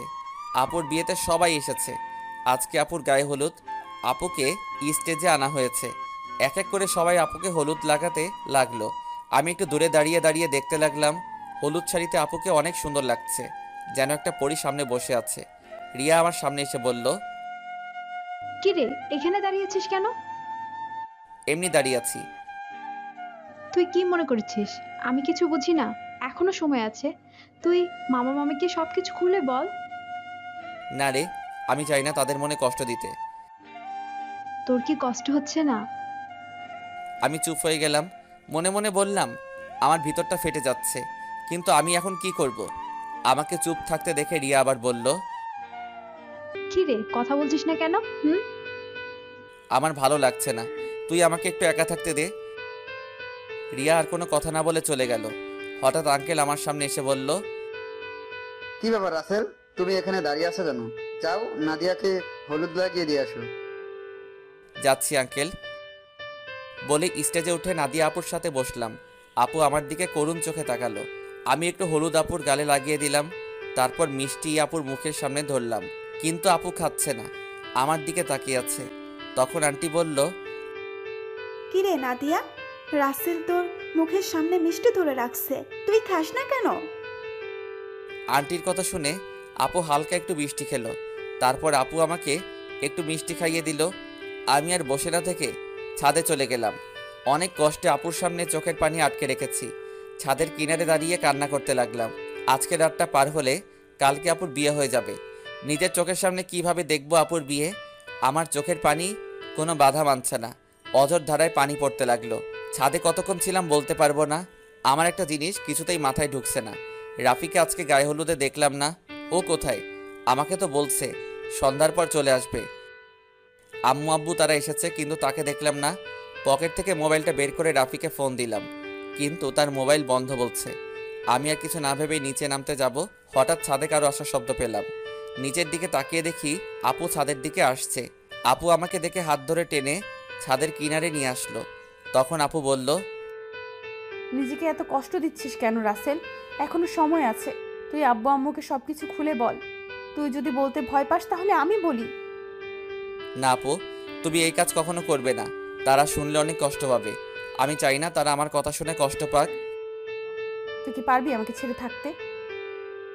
আমাকে পারতেই হবে। রাসেল, শেষবারের মতো আমার একটা কথা রাখবি? কি কথা বলো? তুই কালকে আমার সামনে আসিস না। আমি তোকে সামনে দেখলে কবুল বলতে পারবো না। ঠিক আছে, আমি তোমার সামনে থাকবো না। আমাকে জড়িয়ে ধরে একটা কিস করবি? কালকের পর তো অন্য পুরুষের সাথে থাকতে হবে। এখানে অন্য পুরুষ কোথায় থেকে আসলো? সে তো হবে তোমার স্বামী। কিন্তু আমি তো তাকে কখনো স্বামী হিসেবে মানব না। আমি শুধু তোকে ভালোবাসি। প্লিজ আপু, তুমি আমাকে ভুলে যাও। স্বামীর সংসার নিয়ে নতুন জীবন শুরু করো। আমি কখনো তোকে ছাড়া নতুন জীবন শুরু করতে পারবো না। আপু, তোমাকে আমার কসম দিয়ে বলছি, তুমি আঙ্কেল আন্টির মনে কষ্ট দিও না। সব বাবা মা চায় তার মেয়ে যেন সুখী থাকে। ঠিক আছে, তুই যা বলছিস তাই হবে। এখন আমাকে শেষবারের মতো জড়িয়ে ধরে একটা কিস কর। তোর কাছে এটাই আমার শেষ চাওয়া। আপু, তোমাকে জড়িয়ে ধরতে পারবো কিন্তু কিস করতে পারবো না। এটা একমাত্র তোমার স্বামীর অধিকার। ঠিক আছে, তাহলে জড়িয়ে ধর। আমি আপুকে জড়িয়ে ধরলাম। আপু শুধু চোখের পানি ফেলছে। আমাকে কিছুক্ষণ জড়িয়ে ধরে নিচে নেমে গেল। পরের দিন আমি কাজে বিজি থাকতে শুরু করলাম। সব কিছু ঠিকঠাক মতো দেখিয়ে দিতে লাগলাম। কিছুক্ষণ পর আম্মু আমার সামনে আসলো। কিরে রাসেল, তোকে গতকাল থেকে ঠিকভাবে দেখতে পাচ্ছি না। কোথায় কোথায় থাকিস? আসলে আম্মু, আপুর বিয়ের সব দায়িত্ব আমার হাতে, তাই কাজে কামে এদিক ওদিক দৌড়াতেছিলাম। তোর চোখ দুটো দেখে লাল হয়ে আছে, কি হয়েছে তোর? আমার কিছু হয়নি আম্মু, এমনি রাতে একটু ঘুম কম হয়েছে। বেশি রাতে ঘুমাইছি তো, আবার সকাল সকাল ঘুম থেকে উঠে কাজে লেগে পড়ছি। ঠিক আছে, তুই থাক, ভেতরে যাচ্ছি। ওকে আম্মু। আচ্ছা আম্মু, রাফি কোথায়? কালকে থেকে রাফিকে দেখছি না, ওর মোবাইলও বন্ধ। আমাকে তো বলছে তার কি একটা কাজ আছে, তাই সে আসতে পারবে না, কিন্তু আজকে দুপুরে চলে আসবে বলছে। মোবাইল বন্ধ কেন সেটা তো বলতে পারবো না। ও, আম্মু আর কোনো কথা না বলে চলে গেল। আমি আবার কাজে লেগে পড়লাম। দেখতে দেখতে দুলা আসার সময় হয়ে গেছে। এদিকে আমার সব কিছু ঠিকঠাক মতো হয়ে গেছে। আমি রুমে এসে ফ্রেশ হয়ে একটা পাঞ্জাবি গায়ে দিয়ে রুম থেকে বেরিয়ে যেতেই হঠাৎ রিয়া আমার রুমে আসলো। কিরে, তুই হঠাৎ আমার রুমে? রাসেল, তোর অনেক কষ্ট হচ্ছে তাই না রে? আমি সব কষ্ট মাটি চাপা দিয়ে দিছি। হয়তো নাদিয়া আপু আমার কপালে ছিল না, তাই এরকম আমার সাথে হয়েছে। আমি তার জন্য দোয়া করি, সে যেন স্বামী সংসার নিয়ে সুখে থাকে। তোকে কিছু বলার ভাষা নেই আমার। তুই আসলে মানুষ না, তুই একটা ফেরেশতা। ঠিক আছে, দুলা আসার সময় হয়ে গেছে, এখন বাহিরে যেতে হবে। চল দুজনে একসাথে যাই। ঠিক আছে, চল। আমি আর রিয়া রুম থেকে বেরিয়ে গেটের সামনে গেলাম। দেখি জামাই চলে এসেছে। আমি জামাইকে দেখে অন্যদিকে চলে গেলাম। সবাই জামাইকে নিয়ে ভিতরে ঢুকলো, তারপর স্টেজে নিয়ে বসালো। কিছুক্ষণ পর নাদিয়া আপুকে নিয়ে আসলো। আজকে আপুকে লাল বেনারসিতে অনেক সুন্দর লাগছে। আপুকে জামাইয়ের সাথে বসানো হলো। তারপর চারদিকে তাকাতে লাগলো, হয়তো আমাকে খুঁজতে আসে, কিন্তু আমি লুকিয়ে লুকিয়ে তাকে দেখছি। কিছুক্ষণ পর কাজী এসে বিয়ে পড়াতে লাগলো। যখন নাদিয়া আপুকে কবুল বলতে বলল, তখন আপু চুপ করে আছে। সবাই আপুকে বলছে কবুল বলার জন্য, কিন্তু আপু বলছে না। যেই না আপু সবার জোড়াজোড়িতে কবুল বলতে যাবে, তখন হঠাৎ রাফি কোথা থেকে এসে বলল, এই বিয়ে বন্ধ করুন। কি হয়েছে রাফি, তুমি বিয়ে বন্ধ করতে বললে কেন? আপনারা যার সাথে আপুর বিয়ে দিচ্ছেন তার সম্বন্ধে ভালো করে খোঁজ খবর নিয়েছেন? কি বলতে চাও তুমি? সবাই তো বলছে ছেলে ভালো। এই ছেলে ভালো না, ও একটা মেয়েকে বিয়ে করবে বলে তার সবকিছু কেড়ে নিয়ে গেছে। তোমার কাছে কি প্রমাণ আছে যে রনি খারাপ ছেলে? আমি জানতাম আপনারা এটাই বলবেন, তাই তো ওই মেয়েটাকে সাথে করে নিয়ে এসেছি। কোথায় আপু, সামনে এসো। রাফির কথা শুনে একটা মেয়ে সবার সামনে আসলো। মেয়েটাকে দেখে রনির চোখ বড় বড় হয়ে গেল। তখন রাফি বলল, বোন, তুমি সবার কাছে সত্যিটা খুলে বলো। আমার নাম মিম। রনির আর আমার 1 বছরের রিলেশন। সে আমাকে বিয়ে করবে বলে আমার সব কিছু কেড়ে নিয়ে গেছে। কিছুদিন আগে সে আমাকে বলে তাকে ভুলে যেতে, তার নাকি অন্য জায়গায় বিয়ে ঠিক হয়ে গেছে। আমার সাথে নাকি প্রেমের অভিনয় করছে। আমার ছেলে যে তোমার সাথে খারাপ কিছু করেছে তার কি প্রমাণ আছে?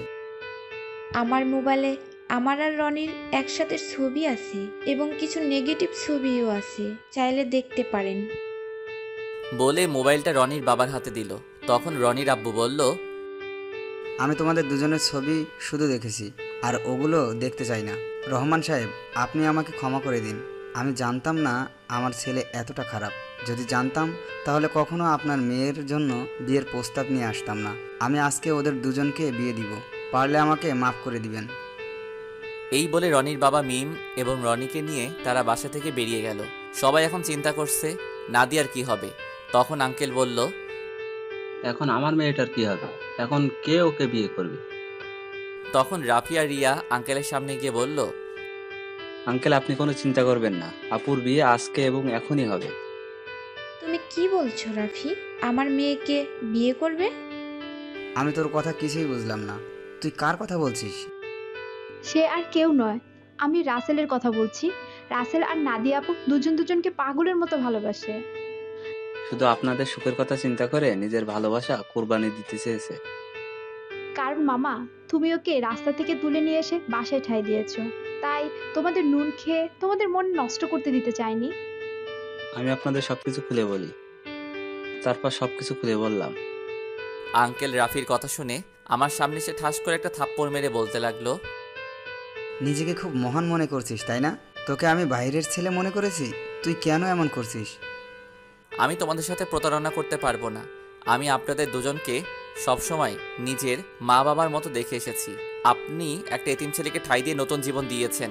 আমি কি করে আপনাদের মনে কষ্ট দেই? আরে আমি তোকে কখনো অন্যভাবে দেখিনি। আমি তোকে নিজের ছেলের মতো জানি। তুই আমাদের কাছে একটা বার বলে দেখতি, আমি কখনো মানা করতাম না।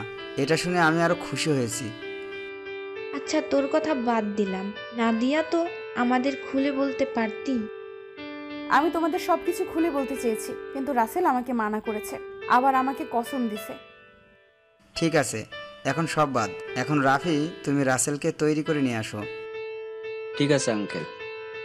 এই বলে রাফি আমাকে নিয়ে উপরে চলে আসলো। আমি সাথে সাথে রাফিকে জড়িয়ে ধরে কান্না করে দিলাম। তারপর বললাম, কিরে কেমনে কি? আমার পাঠক পাঠিকারা তো কিছুই বুঝতে পারছে না, একটু সবাইকে খুলে বলো। ঠিক আছে, বলছি। আমি গতকাল দুপুরে মার্কেটে যাচ্ছিলাম আপুর বিয়ের উপহার কিনতে। তখন হঠাৎ দেখি একটা মেয়ে রনির মতো একটা ছেলের সাথে কথা বলছে। হঠাৎ ছেলেটা মেয়েটাকে ঠাস করে 2টা থাপ্পড় মেরে চলে যায়। ছেলেটা যে সময় গাড়িতে উঠবে তখন তার চেহারা দেখে অবাক হয়ে যায়, কারণ সে ছিল রনি ভাই।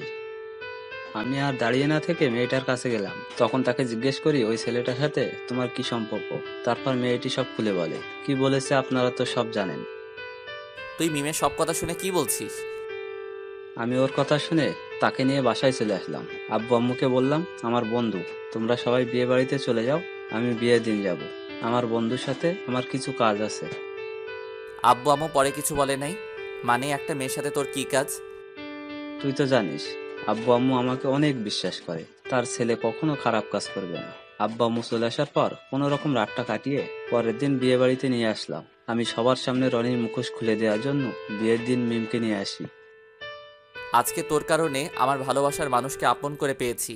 তোর এই ঋণ কখনো শোধ করতে পারবো না।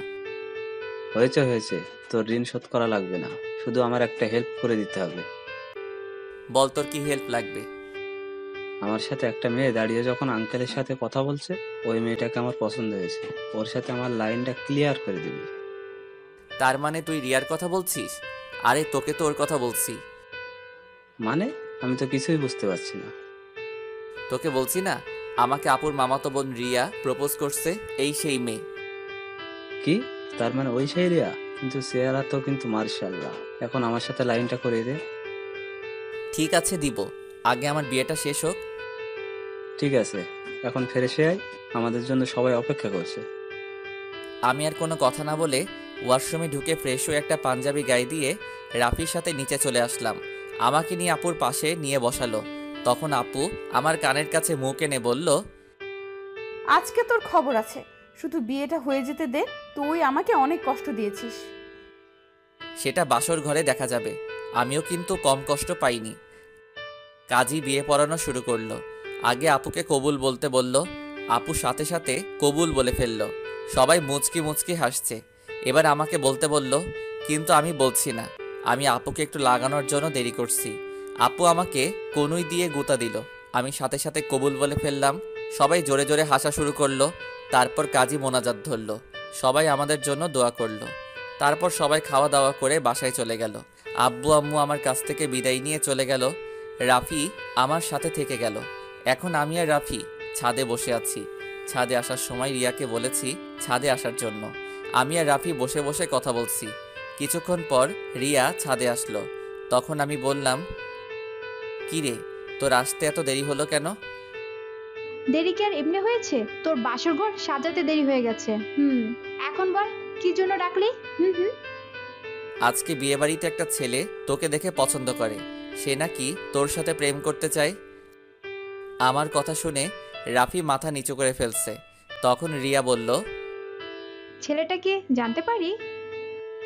সে আর কেউ নয়, আমার কলিজা, আমার জানের বন্ধু রাফি। তাহলে না বলে তোকে বলতে বলছে কেন? আসলে আজ পর্যন্ত রাফি কোনো মেয়ের সাথে প্রেম করে নাই। কেন জানি তোকে দেখে পছন্দ হয়, কিন্তু লজ্জার কারণে বলতে পারছে না, তাই আমাকে বলল তোর সাথে লাইন করে দেওয়ার জন্য। ঠিক আছে, তুই রুমে যা। আপু রুমে তোর জন্য অপেক্ষা করছে বাসর ঘরে। আমার অনেক ভয় করছে রে। এত ভয় কিসের? বিড়ালটা ঠিক মতো মারিস। ওই, এই বিড়াল আবার কোথায় থেকে আসলো? সেটা বাসর ঘরে গেলে আপু তোকে দেখিয়ে দেবে। এখন তুই যা, আমি ওর সাথে কথা বলবো। আচ্ছা ঠিক আছে, যাচ্ছি। আমার বন্ধুর যেন কিছু না হয়, তাহলে কিন্তু তোর মাথা ফাটিয়ে ফেলবো। ওই, আমার জামাইয়ের সাথে আর আমি যেটাই করি তোর সমস্যা কি? কি? তার মানে তুই রাজি? আরে ওকে তো প্রথম দেখে আমি প্রেমে পড়ে গেছি, এখানে রাজি হওয়ার কি আছে? তুই বাসর ঘরে যা, আমি আমার জানের সাথে একটু রোমান্স করি। তাহলে তোরা থাক, আমি গেলাম। আমি আর কোনো কথা না বলে বাসর ঘরের সামনে চলে আসলাম। দোয়া দরুদ পরে আস্তে আস্তে রুমে ঢুকলাম। তারপর দরজা বন্ধ করে দিলাম। দরজা বন্ধ করে বিছানার দিকে তাকিয়ে যেটা দেখলাম, সেটা দেখে আমি পুরো অবাক হয়ে গেলাম। দেখি নাদিয়া আপু একটা লাঠি নিয়ে বিছানায় বসে আছে। আমি আপুর সামনে গেলাম। তখন আমি বললাম, আপু তুমি লাঠি নিয়ে বসে আছো কেন? ঠাস করে একটা বাড়ি মেরে দিল। তখন আমি বললাম, তুমি আমাকে মারলে কেন? প্রথমে আপু বললি কেন? আপুকে আপু বলবো না তো কি বলবো? আবার ঠাস করে আরেকটা বাড়ি মারলো। তখন নাদিয়া বলল, আর একবার যদি আপু বলে ডাকিস তাহলে তোর মাথা ফাটিয়ে দেব। এখন থেকে আমার নাম এবং তুমি করে বলবি। তুমি করে তো সব সময় বলি, কিন্তু নাম ধরে কিভাবে বলবো? তুমি তো আমার থেকে বড়। কারণ এখন আমি তোর স্ত্রী, আমাকে নাম ধরে ডাকবি। ঠিক আছে, এখন থেকে নাম ধরে ডাকবো। তো এতক্ষণ কোথায় ছিলি? তোর আসতে এত লেট হলো কেন? আগে বলো, তুমি আমাকে তুই করে বলছো কেন? আমি তোমার স্বামী, আমাকে তুমি করে বলবে। ঠিক আছে বলবো, এখন বল আসতে দেরি হলো কেন? তাহলে শোনো। তারপর রাফি আর রিয়ার কথা খুলে বললাম। সেটা তো খুশির খবর। আজকে রাফির জন্য তোমাকে আমি আপন করে পেয়েছি। ও না থাকলে এতক্ষণ আমাকে বাসর ঘরে রনি থাকতো। ঠিকই বলেছ, ওর মতো বন্ধু পাওয়া ভাগ্যের ব্যাপার। ঠিক আছে, এখন উঁচু করে আসো, 2 রাকাত নফল নামাজ আদায় করতে হবে। করব, আগে আমাকে একটা কথার উত্তর দাও। বিয়ের আগে তোমাকে দেখছি সব সময় কার সাথে যেন হেসে হেসে কথা বলতে। তুমি কার সাথে কথা বলতে? নাদিয়া আমার কথা শুনে হাসতে হাসতে বলল, আরে পাগল, এটা আমি অভিনয় করছি। আমি তোমার সামনে মোবাইল নিয়ে অন্য ছেলের সাথে কথা বলার অভিনয় করছি এবং তোমাকে এড়িয়ে চলছি। তুই এগুলো সহ্য করতে না পেরে যেন আমাকে ভালোবাসার কথা বলিস, কিন্তু হাদারাম তুমি আমাকে কখনোই বলো নাই। কিছুদিন পর যখন তোমার রিয়াকশন দেখলাম না, তারপর ওই ছেলেকে বিয়ে করতে রাজি হয়ে যাই। তারপর কি হলো তুমি তো জানো। আমারটার কি শুনবে? সব তো তুমি জানতে পেরেছ। এখন চলো দুজনে অজু করে আসি। ঠিক আছে চলো। আমি আর নাদিয়া ওয়াশরুমে ঢুকে অজু করে 2 রাকাত নফল নামাজ আদায় করে খাটে গিয়ে বসলাম। তখন নাদিয়া বলল, আজকে তোমার ভালোবাসা দিয়ে আমার সব কষ্ট দূর করে দাও। তোমার কষ্ট দূর করলে আমার কষ্টগুলো দূর করবে কে? আমিও তোমার সব কষ্ট দূর করে দেব ভালোবাসা দিয়ে। ঠিক আছে, তাহলে মিশনে নেমে পড়ি। আমার তো আর সহ্য হচ্ছে না। বাবা, আমার সিনিয়র জামাইয়ের দেখি সহ্য হচ্ছে না। আসো। তারপর আর কি, নাদিয়ার উপর ঝাঁপিয়ে পড়লাম। নাদিয়ার ঠোঁট দুটো নিজের আয়ত্তে নিয়ে আসলাম। আস্তে আস্তে কাপড় খুলতে লাগলাম। তারপর ওর পুরো শরীরে কিস করতে লাগলাম। ধবধবে সাদা দেহ। তারপর হারিয়ে গেলাম সাগরের বুকে। এখন আমি আর নাদিয়া সবসময় কলেজে যাওয়া আসা করি। রিয়া আর রাফির প্রেম ভালোই চলছে। তাদের পড়ালেখা শেষ হলে বিয়ে হবে। আমি আমার সিনিয়র আপুর ভালোবাসা পেয়ে অনেক সুখে আছি।